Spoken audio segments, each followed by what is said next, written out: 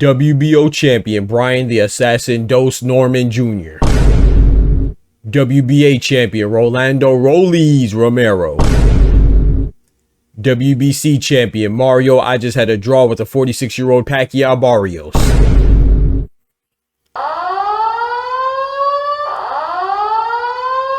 A new challenger approaches. If I tell you I'm good, probably you will say I'm boasting. But if I tell you I'm no good, you know I'm lying.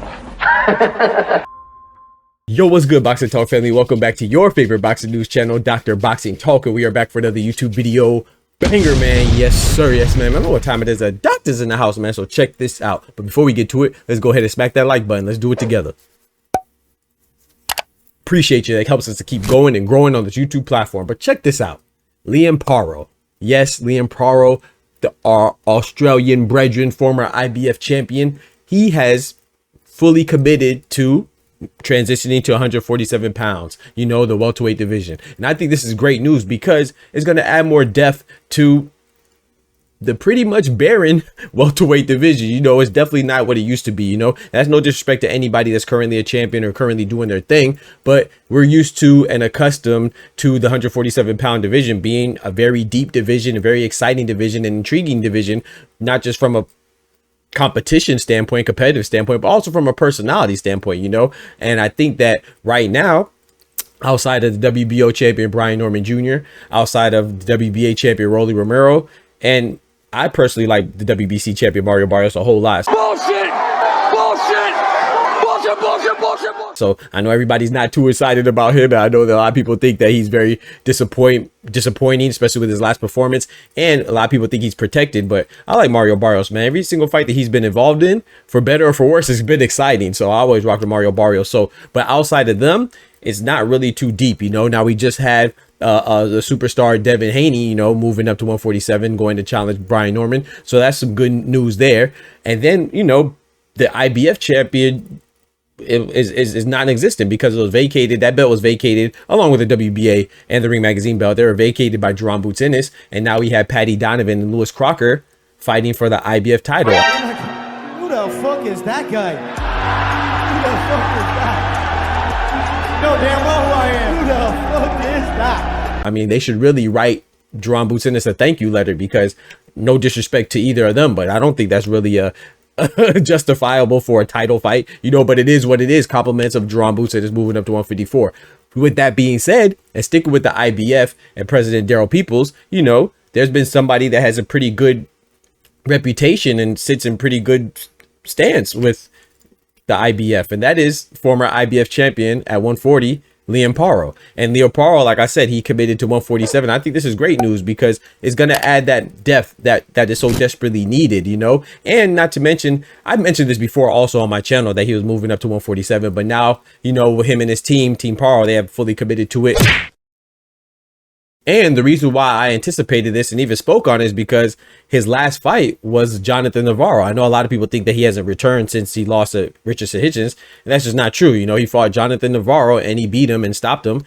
And that fight right there was at 144. It was a catchweight, you know, so that is indicative of him potentially moving up. And that's exactly what he did. So, you know, I think this is, like I said, I can't say it again, say it enough, that this is a great move, because now, you know, with Liam Paro leaving Richardson Hitchens, our 140-pound division behind, you know, I think that effectively, at least for right now, kind of eliminates that rematch that, you know, some people were talking about. But, you know, the sad news is for Subra Matias, because Subra Matias only has 2 losses, right? And one of them, his last one, came to Liam Paro, when Liam Paro went in his backyard and took that belt from him. You know what I'm saying? And that's one of the many fights that I effectively and accurately predict and correctly predict. But I was really proud of that one because a lot of people call me stupid when I said Liam Paro was going to be Subra Matias. A lot of people were hard on me because Subra Matias was known as the boogeyman, and Subra Matias is a great fighter. But I look at fights stylistically and I make my assessment. I'm not always right, but I'm right a lot more than I'm wrong. And that's one of the ones that I got right. You know, I called Liam Paro to be Subra Matias. But what I said is bad news for Subra Matias, because, you know, he wants to get that back, right? He only has 2 losses. One loss came to Petros Ananyan, and he avenged that loss. And he was looking forward to, according to him, potentially getting the Liam Paro loss back. But it's not impossible, but it's just right now it's going to be postponed because they're no longer be in the same division. So, and that's great news for me too, because I'd rather see unifications at 140 between the IBF champion Richard Hitchens, the WBO champion Teofimo Lopez, the WBA champion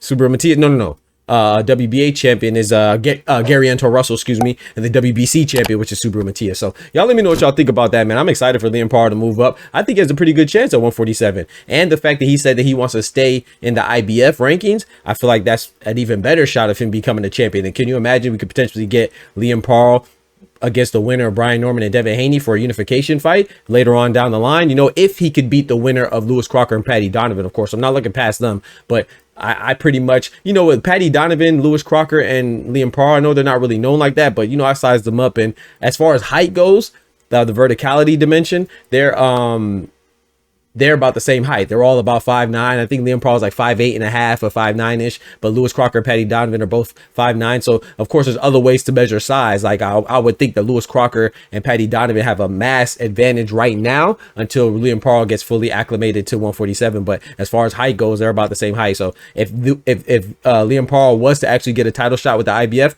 I would favor him over Paddy Donovan and Lewis Crocker. You know, that's just my personal opinion. So if Liam Paro could actually stay with the IBF and go through those rankings and get a title opportunity, man, can you imagine? Like I said, 147, well, it would get pretty interesting. Even Liam Paro versus Mario Barrios for a potential unification, or even Liam Paro versus Rolly Romero for a potential unification, or like I said, the winner of Brian Norman Jr. and Devin Haney against Liam Paro for unification. All those are good fights, man. So I love the fact that we are getting more live dogs in the 147-pound division, and Liam Paro is definitely a live dog. So y'all let me know what y'all think about that. I will say this though, you know, a lot of people, including myself, are kind of looking forward to the domestic fight between the two Australians, George Kambosos and Liam Paro. I don't really think that's going to be too realistic right now, because once again, Liam Paro is going to 147 and George Kambosos just came off a loss at 140. But you never know, if Liam Paro could grab a belt at 147, then, you know, George Kambosos might get a little intrigued, because a lot of us think of George Kambosos. Oh, let me not speak for everybody. Let me speak for myself.